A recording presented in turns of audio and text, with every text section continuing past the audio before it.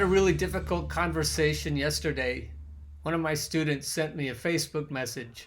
This student is a young man, a young black man, a young transgender black man. One thing the student has told me on numerous occasions is that in my class, he feels safe. I remember one conversation in class where he came out and said that he was trans. He was transitioning at that time. His voice was getting deeper, he was getting whiskers, and he was brave enough to talk about it in my classroom. This is a big classroom with 166 people in it. The word safe comes up often in our conversations.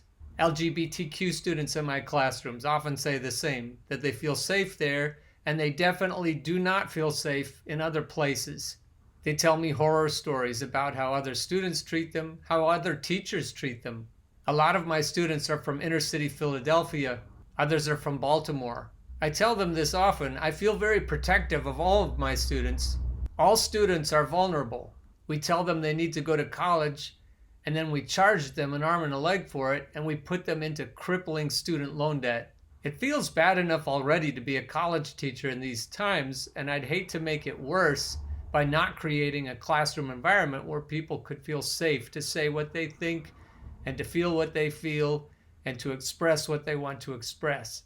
So that's the background for this conversation. Yesterday at 3:32 p.m., one of my students sent me this picture. This picture is of Caleb Campbell, who says, "If I told you that I went for a 3-mile run today, and during that run I was chased down by 2 white males in a truck, shot, and killed for no reason whatsoever, and those 2 men have yet to be arrested," actually I think they have been arrested, "would you believe me? The only thing I was worried about today while running was how far I could run before my knees started to ache." That's called privilege, and we have a massive problem with it in this country. Running while black is not a crime, but allowing those who continue to prey on black lives to walk free most certainly is. Hashtag justice for Ahmaud, hashtag Ahmaud Arbery, hashtag run with Ahmaud. I had no words at that moment to tell my student, my friend, so I sent this video. Nina, if I can just get your reaction as a human, as a black woman, as a mother of a black son, what do you think when you see that? Chris, right now I'm, holding back the tears. They hunted him down. They hunted Mr. Arbery down. And to be black in America is to be suspect. So let's be clear, while people are acting mortified. This is not the first time that this has happened to an African American. This country has a long, distorted, dangerous history of treating African Americans, and particularly African American men, as somehow they are born criminal, and that their lives, our lives, don't matter as much. Hence, Black Lives Matter. And no American should be comfortable with this. It is something that the black community has faced for generations, and it really hasn't gotten better in the 21st century. This is 2020, and Mr. Arbery could not jog down the street. They said they thought he was a suspect. That is the excuse that a whole bunch of white racists use, that black people are suspect. Our very existence is suspect. And yes, that could have been my son. My son is a millennial. And as both of you know, my son is in law enforcement. And so this breaks my heart in ways that are hard to hold the emotions back. And I can only imagine how his parents feel. I believe that his birthday is tomorrow. He was going to be 26 years old.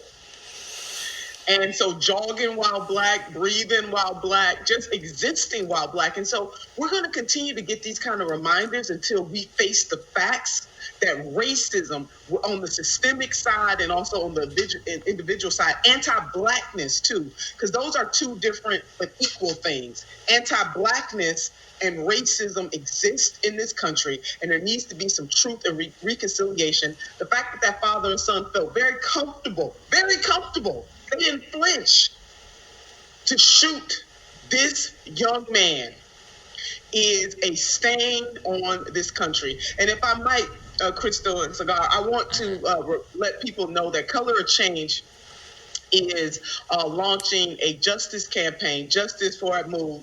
And if people would be willing to text justice to 55156, again, text justice to 55156, please support Color Change's campaign to bring some justice to Mr. Arbery and his family.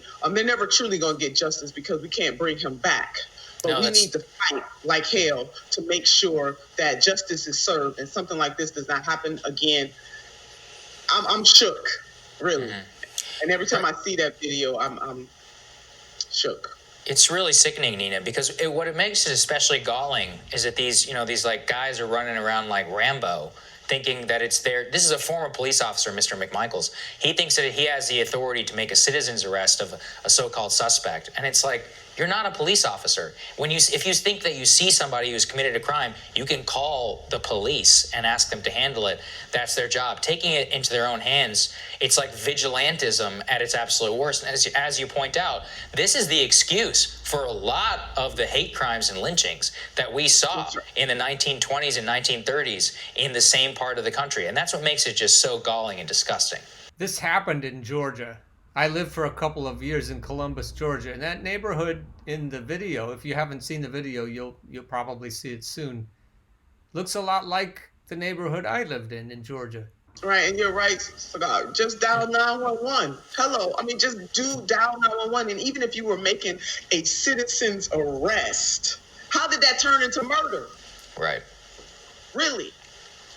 And then people have to recuse themselves, as you both know, because of the connections that they have to the shooter because of his past profession. Jesus Christ. Mm-hmm. What do you think needs to happen now, Nina, like today, like right now? And why did it take so long? Like, why did we have to see this video, this horrific, unbelievable, unconscionable murder? Why did we have to see that before any action was taken? Because, Crystal, Black people always have to prove. If there were not a video, his mother was told that he was involved in a robbery because all Black men are robbers. Oh, my God. We're suspects. Our very birth and existence in this country makes us suspect. I don't know how people can get this through their heads. And so had there not been a video, that story would have probably continued. So thank God for camera phones. Thank God for smartphones. Because a lot of things that have happened to Black people, the normal excuses would have been acceptable because we are Black. We need some real truth and reconciliation in this country. So what happened to Mr. Arbery cannot happen again. What happened to Tamir Rice in my city of Cleveland, Ohio, a 12-year-old boy? What can't happen again? What happened to Trayvon Martin should not happen again. But as long as we continue not to address this and until some video comes out to shock us again, we just continue to forget. We're becoming numb to this kind of stuff. And for the Black community, this is par for the course. We're sick of it, really. I mean, really, absolutely sick of it. And we need some real allies in this country. Stop playing games. Some arrests need to be made and made right now. But they didn't do that.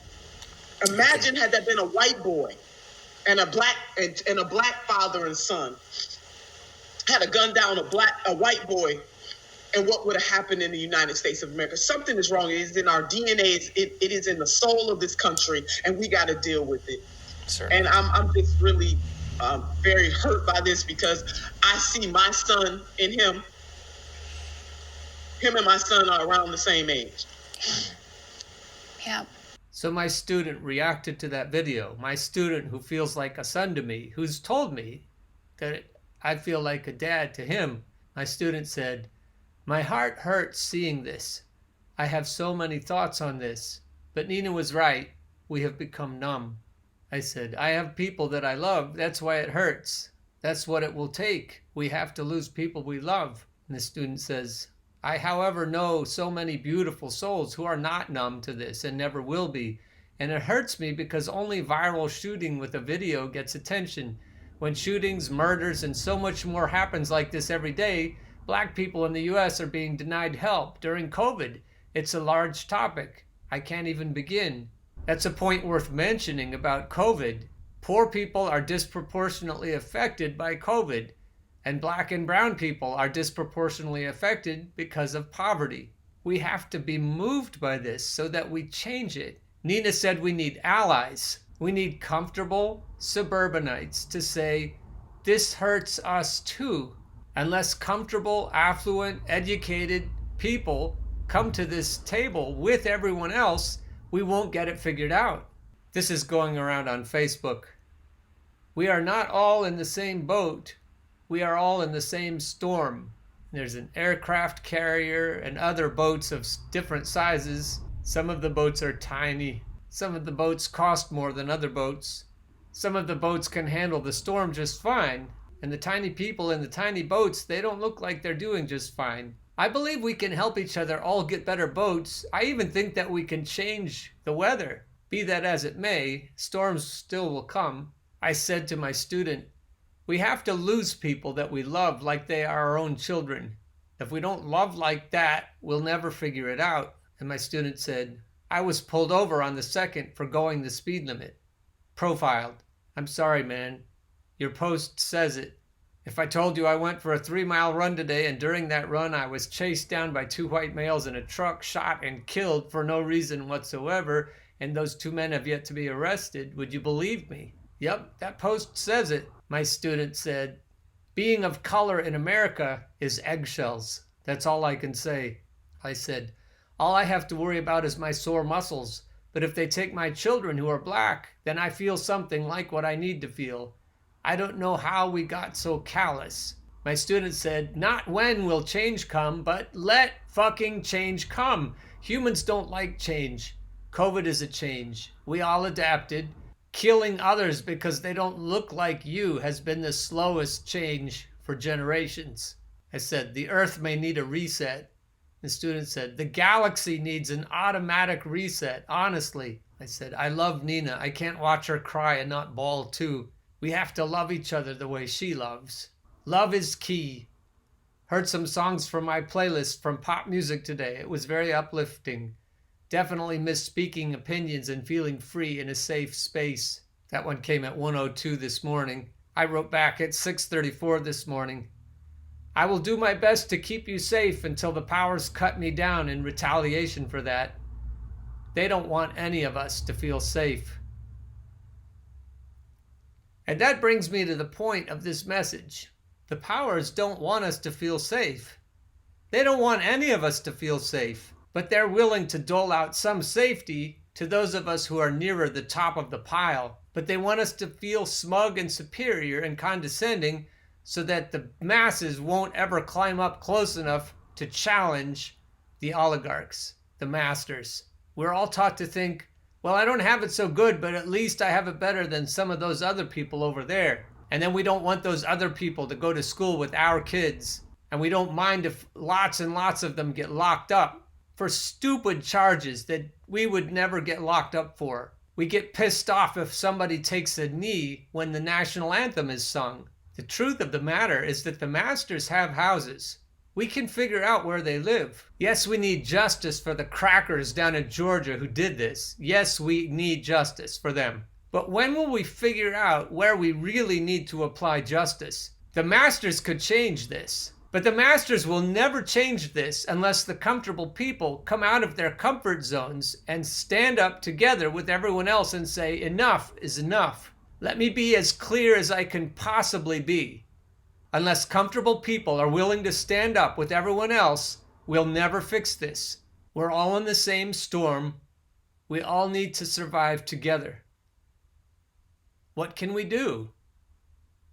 One thing for sure is we can stop voting for neoliberals and neoconservatives.